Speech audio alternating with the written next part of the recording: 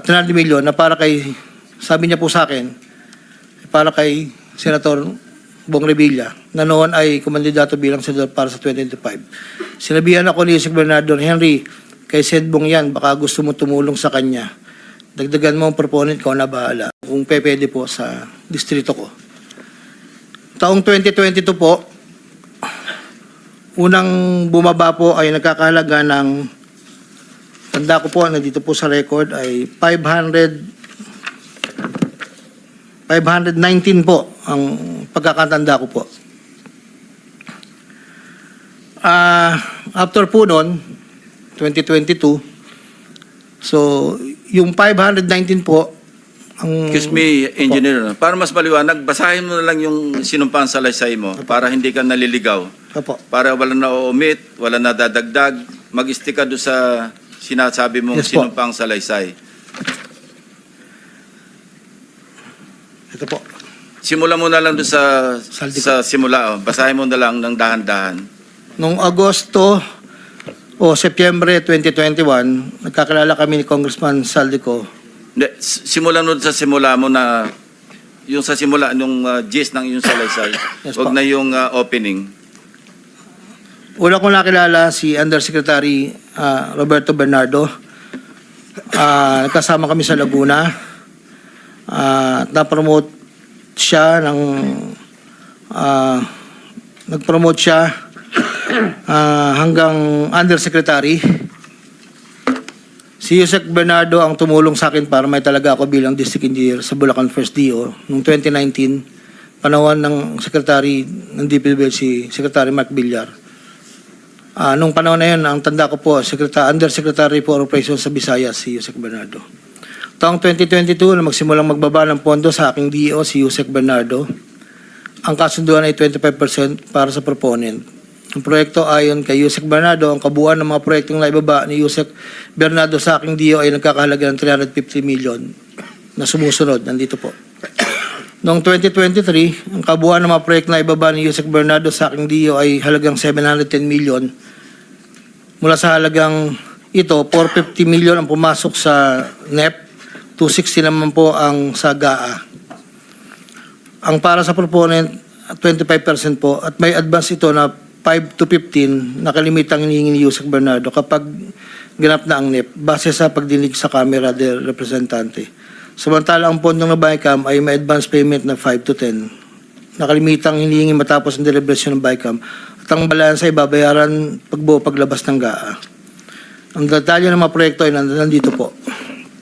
Noong taong 2024, may kabuuang pondo na 3.3 billion, 150 sa NEP, 300 million sa GAA, 2.85 sa UA. Nung naipababa ni Yusek Bernardo sa aking DO, muling nagpatuloy ang 25% na bayad sa proponent ng mga proyekting to na binibigay ko kay Yusek Bernardo. Tulad ng 2023, ang usapan ay mayroon ding advance payment, depende na lamang kung ito NEP o GAA.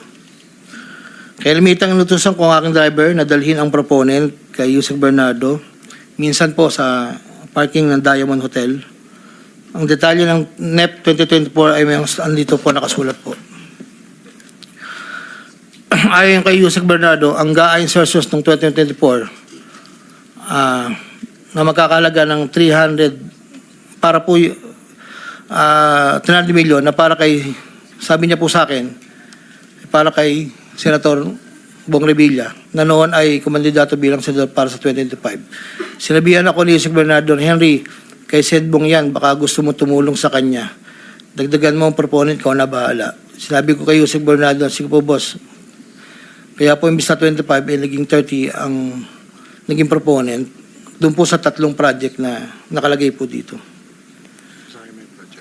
Ang project po ay construction of flood control structure along Angat River, Sipat Section Plaridel, construction of flood control structure along Angat River, Lumang Bayan, construction of flood control structure along Giginto River, Malis Section, Giginto.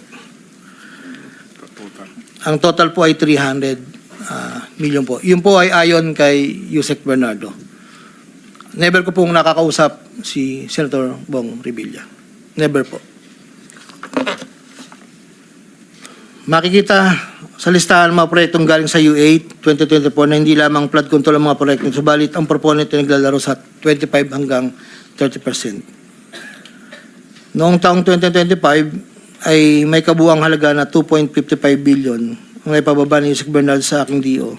Tulad ng mga nakaraang taon, ang proponent ay natiling 25% sa kabuang halaga ng pondo na naibaba ni Yusek Bernardo sa aking DO. Ang detalye ng proyekto ay nandito po. Marami po ito.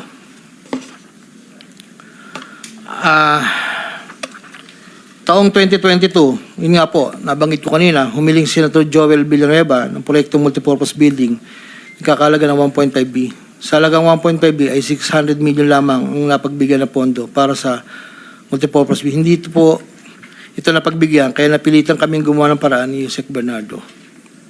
Hindi humingi ng partikular na proyekto o porsyento si Senator Joel, pero inutos ni Yusek Bernardo na bigyan na lamang ng proyekto na may katumbas na 150 million na proponent.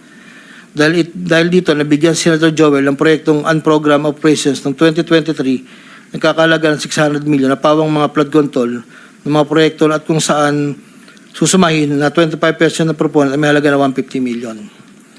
Hindi alam ni Senator Joel na flood control ang mga proyektong nailan sa kanya dahil ang aking pagkakalam ay ayaw po ni Senator Joel ang project na flood control. Ang halagang 150 million dila ko sa rest house sa Barangay Igulot, Bukay, Bulacan, na iniiwan ko po sa tao niya na ang nagangalan lang pong Peng.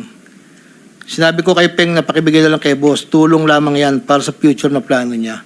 Hindi po nila alam na doon galing yon sa flood control. Matapos po na hindi na po kami nagkausap. Sa kay Senator Jinggoy naman po, sa pagkakatanda ko, nasa 2024 budget hearing kami sa Senado. Kasama ko si Yusek Bernardo sa pagitan ng alas 9 hanggang alas 10 ng gabi.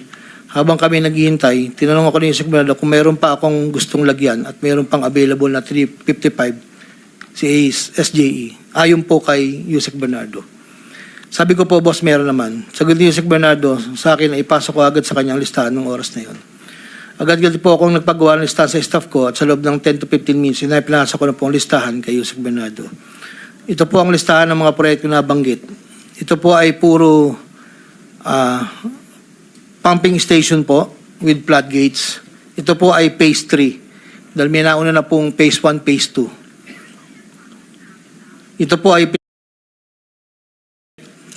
meron pong tatlong 60 million, isang 45, isang 50, dalawang 40 million na may kabuang 355. Ang proponent po nito ay 25% at binigay ko Yusek Bernardo kasama ang may iba pang proponent na mga pondong binaba niya sa akin para sa taong 2025. Wala po akong direktang transaksyon o direktang pakipag-ugnayan kay Senator Jinggoy. Pangapat, Congressman Elizalde ko. Noong September 2021, nagkakilala kami ni Congressman Saldico sa isang pagtitipon meeting sa Shangri-La, Bonifacio. Doon ay napag-usapan namin ang plano ni Kong Saldi na sumubok na magbaba ng pondo papunta sa aking distrito para sa iba't ibang proyekto. Pagkalipas ng higit kumulang na isang buwan mula sa aming unang pagkikita, ako ay nagpasa sa kanyang listahan ng mga proyekto na may kaugnayan sa flood control at ang mga proyekto yung tayo lumabas sa General Appropriations Act of 2022 na nagkakahalaga ng, andito po, 1, 2, 3, 4, 5, 6, 6 na proyekto po to at ang pagkakatanda ko po to ay 519 million, ang una po. Sa pagitan ng 4 na taon, mula 2022 hanggang 2025, naging tagapagtaguyod si Kong Saldi ng mga proyekto sa Bulacan First. May git kumulang 426 na proyekto. Ang kabuang halaga ng proyekto na ito, ayon po sa nalakap kong record, ay hindi bababa sa 35 billion, 24 million pesos. Million or billion? Billion, Your Honor. Andito po yung summary. Pwede ko pong state, Your Honor. Go ahead. Sa taong 2022, yun po yung una, bycam lang po ito ayon sa record ko po. 519 million. Sa 2023, 5 billion 790 sa NEP, 3 billion 250 sa bycam, at 3 billion 890 sa UA. 2024, 5.8 billion sa NEP, sa bycam 5.084, sa UA 3.306. Sa 2024, nagkakalaga po ng total na 14 billion 190. Sa 2023, 12 billion. Sa 2022, 519. Noong pong 2025 ay 7 billion 385 na lang po sa NEP. Wala na pong kasunod. Sa bawat proyekto na pinapasok ni Kong Saldi, meron akong binigay na obligasyon sa kanya para sa pondo base sa aming kasunduan noong 2022. Ang kaniyang hinihingi na budget sa bawat proyekto ay 20% lamang po noong 2022. Kung makikita niyo po, Your Honor, isasabay ko na rin po ito, na yung larawan po nandun po sa kasama po ako na nakatayo, yung opisina, yun po yung 20% po na 2022 inaayos po namin doon sa litrato po.